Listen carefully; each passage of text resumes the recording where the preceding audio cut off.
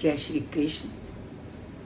अर्जुन के मन में उठे प्रश्नों के उत्तर देते देते श्री कृष्ण अब उस ज्ञान के रहस्य से अर्जुन को परिचित करवाना चाहते हैं जो सबसे गूढ़ रहस्य है।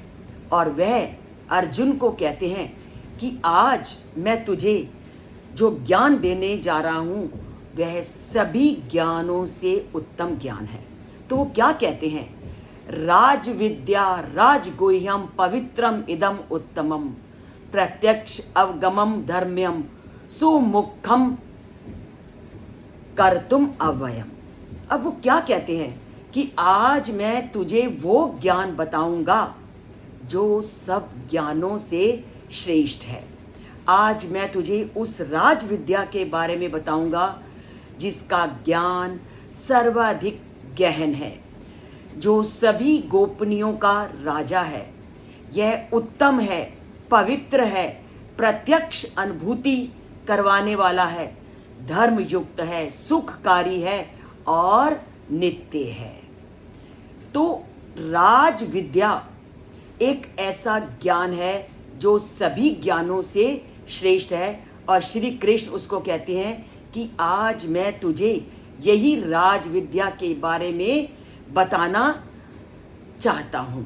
तो राज विद्या को जानने से पहले वो उसे कहते हैं कि जिस प्रकार सभी मनुष्यों में राजा सबसे श्रेष्ठ है, उसी प्रकार सभी विद्याओं में ये राज विद्या सबसे श्रेष्ठ है, क्योंकि राज विद्या पवित्र है, धर्मयुक्त है, प्रत्यक्ष अनुभूति वाला है, श्रेष्ठ ज्ञान वाला है। इसलिए मैं तुझे ही इसका ज्ञान दूंगा, क्योंकि ये ज्ञान सभी ज्ञानों से श्रेष्ठ है। वो कह रहा है कि जो मैं तुझे बताने जा रहा हूं वह गुप्त ज्ञान है, और अगर ये ज्ञान किसी व्यक्ति को मिल जाता है तो वह अपने सभी कर्मों से मुक्त हो जाता है। तो राज ज्ञान का वही महत्व है जो देश में एक राजा का होता है, देश में एक सर्वोच्च पद प्राप्त किए व्यक्ति का होता है। इसीलिए इस श्लोक में श्री कृष्ण ने अर्जुन को अनेक विशेषणों के द्वारा उस राज विद्या का वर्णन किया है कि ये राज विद्या पवित्र है, प्रत्यक्ष अनुभूति वाली है, धर्मयुक्त है, सुखकारी है और कभी नष्ट नहीं होने वाली है। तो कहते हैं कि जो विद्या इतने विशेषणों से युक्त है वो कितनी लाभकारी होगी, आज तुम जानो। तो सबसे पहले उन्होंने राज विद्या के लिए प्रयोग किया राजगुह्यम, अर्थात गुह्यम का क्या अर्थ होता है? रहस्य, कि ये विद्या एक रहस्य से परिपूर्ण है और ये तभी ज्ञात होती है अगर यह प्रेम से युक्त हो, क्योंकि विकल्प प्रेम से ही होता है। प्रेम हमें ये सिखाता है कि तुम इसे चुनो या ना चुनो, मैं तुम्हें रास्ता दिखाता हूँ, उस रास्ते का सेवन करना ना करना तुम्हारे हाथ में है। तो इस राज विद्या को वही प्राप्त कर सकता है जो उसे जानने के प्रति प्रेम करता है। तो जान, और जब इसकी अनुभूति होती है तो ये केवल प्रत्यक्ष अनुभूति के माध्यम से ही प्राप्त होती है, किसी के कहने या सुनने से नहीं। जब व्यक्ति इसका अनुभव करता है तभी वह इसके ज्ञान को प्राप्त करता है।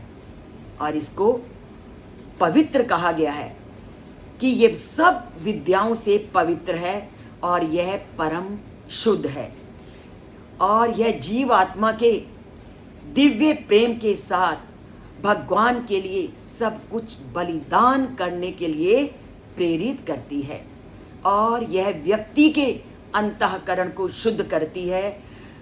भक्ति अपने भक्तों के पाप बीजों और उसके अविद्या का विनाश करती है। जब व्यक्ति की अविद्या और पापों का नाश हो जाता है तो व्यक्ति स्वतः ही पवित्र हो जाता है। तो राजविद्या का क्या है? अंतःकरण के अशुद्धि को दूर करके अंतःकरण को शुद्ध करने वाली है, और जिसके कारण व्यक्ति शरीर को आत्मा मान लेता है, व्यक्ति के उस संदेह को भी दूर करने वाली है यह राजविद्या, क्योंकि यह एक विशेष ज्ञान है। और इस विशेष ज्ञान के प्राप्त होते ही व्यक्ति संसारिक कामनाओं, काम, क्रोध आदि द्वेषों से मुक्त हो जाता है। तभी इस विद्या के लिए उन्होंने कहा है कि ये एक उत्तम तथा श्रेष्ठ मार्ग है, और इस मार्ग से पाप और अविद्या का विनाश हो जाता है, और भगवान और आत्मा के ज्ञान का बोध होने के कारण इसे सबसे अधिक उत्तम माना जाता है।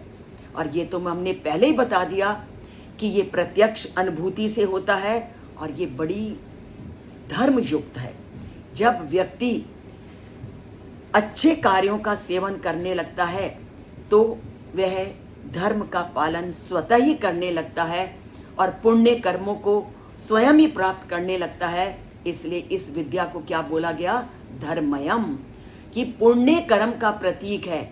यह संसारिक कामनाओं से व्यक्ति को मुक्ति दिलाने वाली है, इसलिए इसको क्या बोला? धर्मयम। और सुसुखम, और जब व्यक्ति संसारिक कामनाओं का त्याग कर देता है तो ईश्वर भक्ति में रत हो जाता है, तो उसको सुख की प्राप्ति होती ही है।